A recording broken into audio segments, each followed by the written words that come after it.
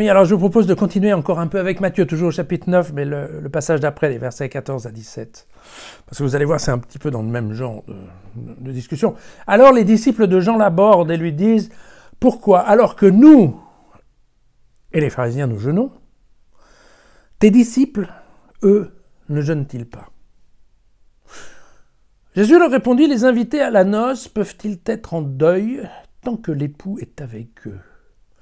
Mais vous inquiétez pas, les jours viendront où l'époux leur aura été enlevé, et c'est alors qu'ils jeûneront. Personne ne met une pièce d'étoffe neuve à un vieux vêtement, car le nouveau morceau rajouté tire sur le vêtement et la déchirure est encore pire. On ne met pas de même façon, on ne met pas du vin nouveau dans des huîtres vieilles, sinon les outres éclatent. Le vin se répand et les outres sont perdues. On met au contraire le vin nouveau dans les outres neuves, et l'un et l'autre, ainsi se conservent.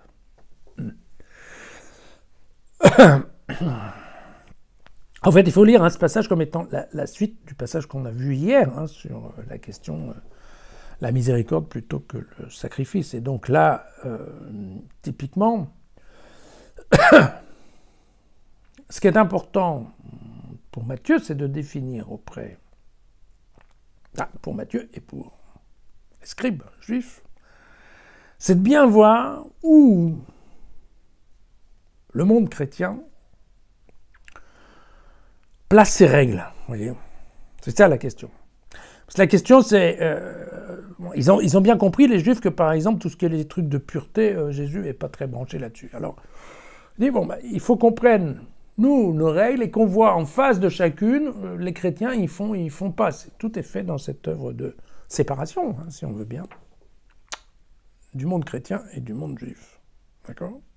Et toujours, encore une fois, dans l'ambiance de la Constitution, de règles rabbiniques, qui seront d'ailleurs plutôt pharisiennes. Alors, évidemment, les sujets dans lesquels il faut voir les différences, ça va être le jeûne, le port du vêtement, mais aussi les mesures, en fait, parce que les Juifs avaient leurs propres mesures en termes pour mesurer les grains, l'eau, des choses comme ça, l'huile.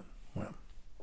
Alors, concernant le jeûne, il faut savoir que le seul jeûne, je sais pas comment on va dire, réglementaire qu'il y a dans la Torah, c'est celui du jour du grand pardon, du Yom Kippour. C'est le seul. C'est vraiment écrit noir sur blanc ce jour-là. Tu ne mangeras pas. Alors évidemment, derrière, on a rajouté, les rabbins ont rajouté d'autres opportunités de jeûne, c'est ce que je vous expliquais, la façon dont ils ont passé des décrets d'application. Et donc là, ils ont rajouté, entre autres, le jeûne pour l'affliction, c'est-à-dire pour le deuil.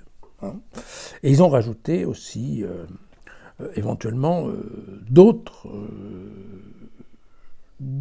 opportunités, on va dire, d'avoir le deuil. Là, on parle des jeûnes réglementaires, parce qu'en plus, il y a les jeûnes particuliers qui sont la liberté qui est laissée à chacun de faire un jeûne. Alors, à l'époque, je dis toujours, voilà, les étudiants jeûnaient avant leurs examens pour avoir une bonne note, par exemple. Enfin, bon, voilà, chacun faisait un peu ce qu'il voulait. Mais dans les jeûnes réglementaires, globalement, voilà, encore une fois, la Torah, c'est uniquement le jour du grand pardon, mais après, il y a un certain nombre de jeûnes qui sont prévus en fonction des fêtes, en fonction des événements du calendrier, on va dire ça comme ça, et puis, évidemment, des deuils. Voilà. Et c'est bien du jeûne de l'affliction dont on parle aujourd'hui, du jeûne de deuil. Pourquoi ? Parce que, vous voyez que la réponse que fait Jésus, elle a bien à voir avec l'époux. Vous savez que l'époux, l'époux c'est Dieu dans le vocabulaire juif. Alors, ce qu'il ne faut pas oublier, c'est que Jésus, il pratique assez souvent le jeûne. Ça, on lit dans les évangiles. En effet, à toutes les fois où il se retire dans la montagne pour prier, en fait, il jeûne. Voilà.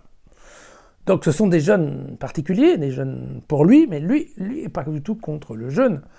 Par contre, il y a fort à parier qu'en termes de règles communautaires, il n'y a rien imposé si ce n'est, effectivement, le jeûne de Yom Kippour. Puisque, globalement, Jésus ne met jamais en cause les règles qui sont dans la Torah. Ce qui met en cause, ce sont plutôt les décrets d'application rabbinique. Ou là, il n'est pas d'accord. Ou les jeûnes de pureté, les choses comme ça, les rites de purification. D'accord? Mais les 10 commandements, Jésus ne les a jamais mis en cause. D'accord? Ce que veut montrer Matthieu ici, c'est qu'il faut à tout prix sortir de la piété populaire et réglementaire juive. Voilà. Il faut casser les codes, en fait.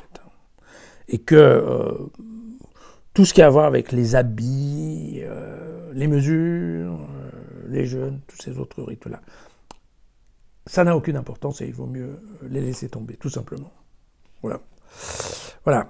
Et le message ici, il y a un message subliminal qui est derrière, parce que vous avez vu que les gens qui discutent avec Jésus, là, on dit bien ce sont les disciples de Jean. Les disciples de Jean, pourquoi? Parce que, en effet, il y avait des gens qui étaient des disciples de Jean, mais quand Jean est mort, ils ont maintenu leur groupe, leur communauté.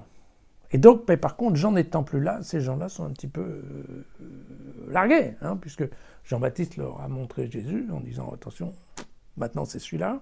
Mais eux, ils ont d'autres habitudes, puisque les habitudes de Jean-Baptiste étaient différentes. Entre autres, concernant une certaine vie ascétique. Où, a priori, Jean-Baptiste était beaucoup plus sérieux que n'étaient Jésus et ses disciples.